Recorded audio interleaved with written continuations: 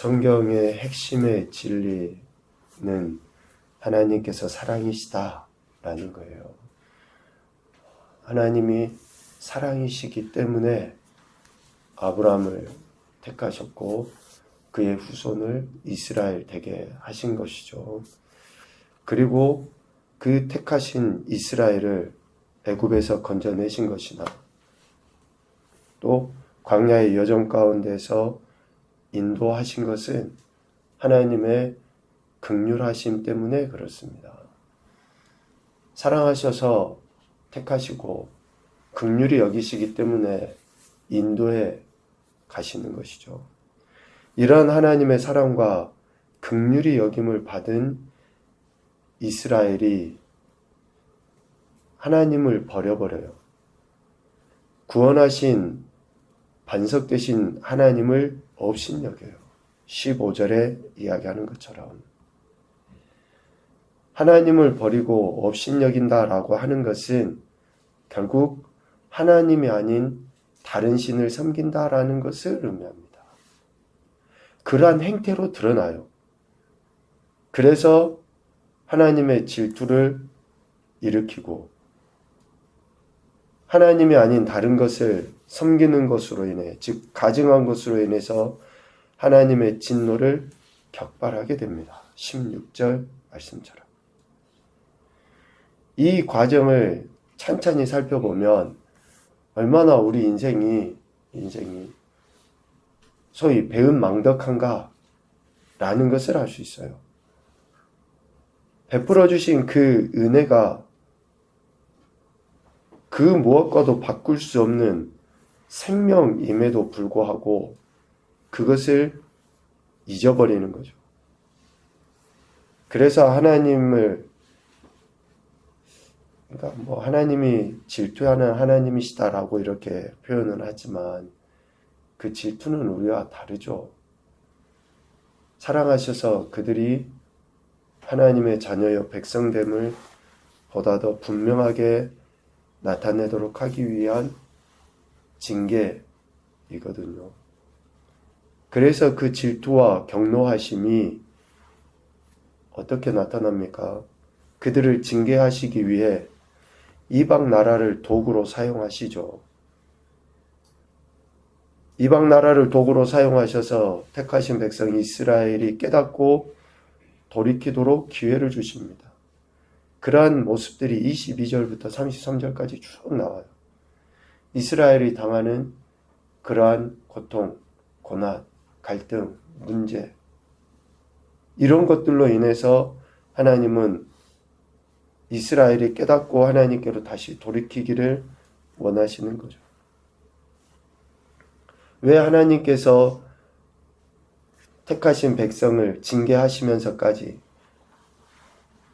모략도 없고 분별력도 없고 지혜도 없는 이방 나라를 도구로 쓰시면서까지 왜 하나님께서 이스라엘이 깨닫고 하나님께로 돌이키기를 원하셔서 이렇게 행하셨는가? 그것은 오늘 36절에 이야기합니다. 참으로 여호와께서 자기 백성을 판단하시고 그 종들을 불쌍히 여기시기 때문에 그래요. 왜 하나님께서 참 어리석고 미련하고 그냥 당장 심판받아도 아무 말도 하지 못할 정말 지푸라기와 같은 이방 나라를 하나님의 막대기로 들어서 왜 그렇게 이스라엘을 징계하시는가?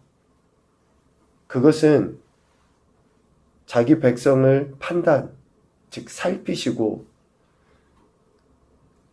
하나님의 택함받은 백성 종들을 불쌍히 여기시기 때문에 그렇게 하나님이 하시는 거예요.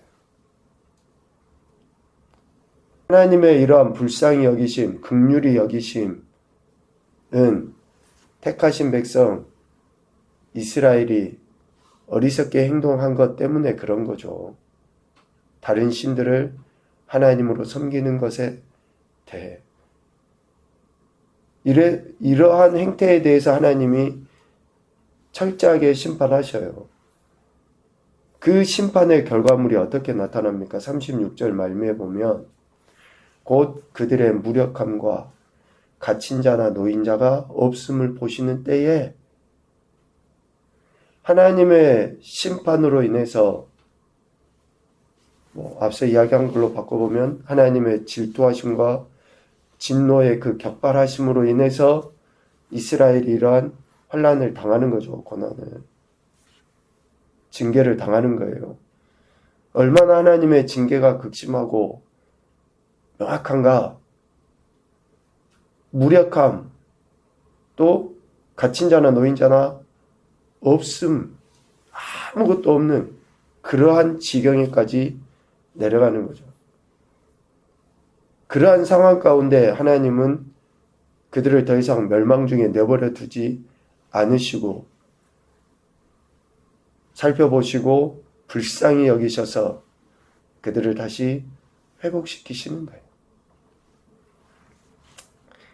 그러니까 얼마나 하나님께서 마음이 답답하시고 안타깝겠습니까? 우리가 자녀들에 대해서도 그렇지만 처음부터 말씀하시고 그 말씀을 듣고 따라가기만 하면 참 될 텐데 그러지 않고 고집 피우고 하나님이 아닌 것을 섬기고 그러면서 하나님에게 범죄를 해요. 그러면 하나님이 채찍을 드시죠. 근데 그조차 또 마음 아프셔가지고 또다시 그들에게 불쌍히 여기시고 또 이렇게 하시는 것을 보면 그러한 불쌍히 여기시는 하나님은 39절과 41절 말씀에 보면 죽이기도 하며 살리기도 하며 상하기도 하며 낫게도 하시는 하나님이시기 때문에 그게 가능해요. 또 41절 번쩍이는 칼을 갈며 손이 정의를 붙들고 대적들에게 복수하며 미워하는 자들에게 보응하시는 하나님이시기 때문에 그렇게 그들을 불쌍히 여기시고 긍휼히 여기실 수 있어요. 그래서 이것을 하나님의 사랑이라고 이야기해요. 성경에서 이 하나님의 사랑을 이야기하시는 거예요. 하나님의 이 사랑 그리고 긍휼히 여기심 때문에 지금 이스라엘이 있는 거고 성경에 기록된 그리고 지금 오늘 저와 여러분이 있는 것입니다. 이러한 하나님의 사랑과 긍휼히 여기심은 택한 백성들의 피를 갚으시죠. 그리고 그들의 대적들을 자신의 원수로 삼으셔서 보복하시고 자기 땅과 자기 백성을 위해서 속죄하시는 것으로 나타납니다. 43절 하반부 말씀처럼 철저하게 자기 땅과 자기 백성을 위해서 하나님께서는 이러한 모든 일들을 행해 나가시는 거예요. 그것이 거룩입니다. 거룩. 하나님의 속성인 거룩. 그 거룩을 훼손하는 그 어떤 것도 하나님은 용납하지 않으셔요. 아무리 택하신 백성이라 할지라도 아무리 하나님의 도구로 쓰임받은 이방 나라라 할지라도 하나님의 거룩을 훼손하는 것은 용서치 않으십니다. 그것이 바로 오늘 51절이에요. 51절에 어떤 이야기가 있습니까? 모세를 하나님께서 소위 이야기하는 가나안 땅에 들어가지 못하게 하시고 느보산에서 죽음을 맞이하게 하시고 엄청난 그러니까 하나님의 거룩을 훼손하는 것은 결코 하나님이 용납하실 수 없는 거죠. 그래서 하나님께서는 모세를 통해서 이스라엘 백성들에게 분명하게 하나님의 그 뜻, 하나님의 말씀, 그리고 하나님께서 보여주신 사랑에 대해 가르치게 하셨고 그것을 지키도록 모세를 통해 증언하도록 하셨습니다. 노래하도록 하신 거죠. 44절 이하에 모세와 눈의 아들 호세아가 와서 이 노래의 모든 말씀을 백성에게 말하여 들리니라. 그리고 이제 모세가 온 이스라엘에게 말하기를 마쳐요. 이 증언에 대해, 이 노래에 대해 이스라엘은 어떤 태도를 취해야 됩니까?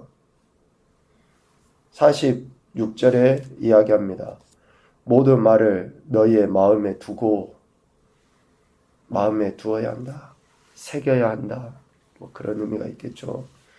잠언에서도 계속 이야기하십니다. 하나님의 말씀을 마음에 두고, 그리고 너희의 자녀에게 명령하여 이 율법의 모든 말씀을 지켜 행하게 하라. 자녀에게 부지런히 가르쳐라는 거예요. 계대를 이어가라는 겁니다. 또 세대를 넘어서 하나님의 말씀이 계속 전해져야 한다라는 것을 이야기해요. 하나님의 그 말씀이 마음에 두면 그것이 내 삶에서 드러나야 되고, 내 삶에서 드러나는 것이 자녀들에게 분명한 모습으로 가르쳐져야 된다라는 것을 이야기하는 거죠. 이렇게 하나님의 말씀, 즉 모세를 통해 증언되어진 하나님의 말씀을 마음에 두고 자녀에게 부지런히 가르치는 것은, 또 지켜 행하게 하는 것은 뭐와 직결된 일입니까? 생명과 직결돼요. 생명. 47절 이야기합니다. 너희에게 헛된 일이 아니다. 이렇게 행하는 것은 너희의 생명이다. 생명. 육의 양식을 먹는 것하고 똑같습니다. 안 먹으면 죽어요. 영의 양식, 하나님의 말씀, 증언된 이 모든 말씀은 우리의 생명과 직결돼요. 또 우리의 삶의 터전과 직결됩니다.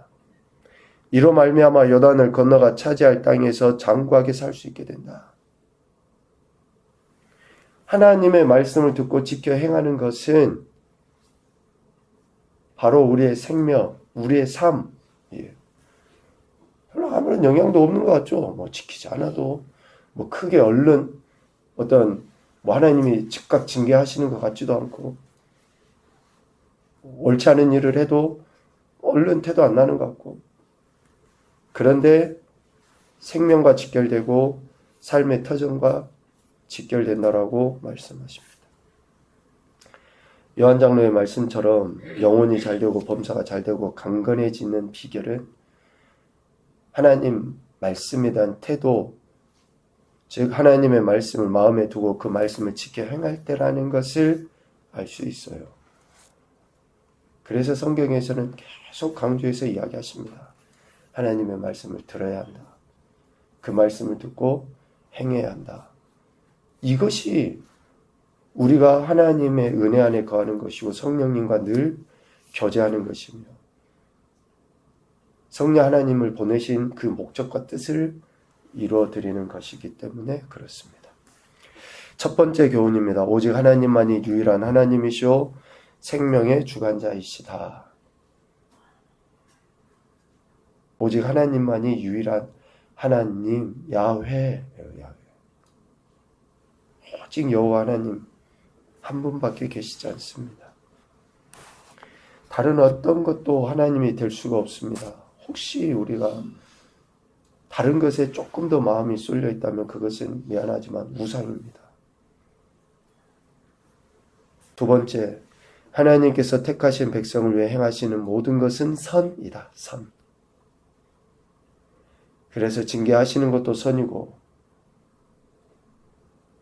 모든 것은 선이라는 거예요. 세 번째, 하나님의 말씀을 마음에 두고 그것을 지키고 부지런히 가르쳐야 한다. 여러분 말씀을 깊이 생각하시고 또 그 말씀이 오늘 내 삶의 현장에서 어떻게 살라고 하시는지 좀 고민하셔야지 됩니다. 그래서 내가 변해야지 되지, 내가 변하지 않고는 결코 그 어떤 역사도 이루어지지 않습니다. 생명의 말씀이신 그 말씀 앞에 겸손히 무릎 꿇는 것이 우리가 취해야 될 행동이요 또 은혜 받는 비결이다라는 것을 잊지 않았으면 좋겠습니다. 오늘도 저와 여러분에게 생명 주시고 삶을 인도하시는 하나님 앞에 겸손히 낮아져서 그 말씀을 마음에 새기고 지켜 행하는 귀하고 복된 한날이 되시기를 주님의 이름으로 축복합니다. 아멘.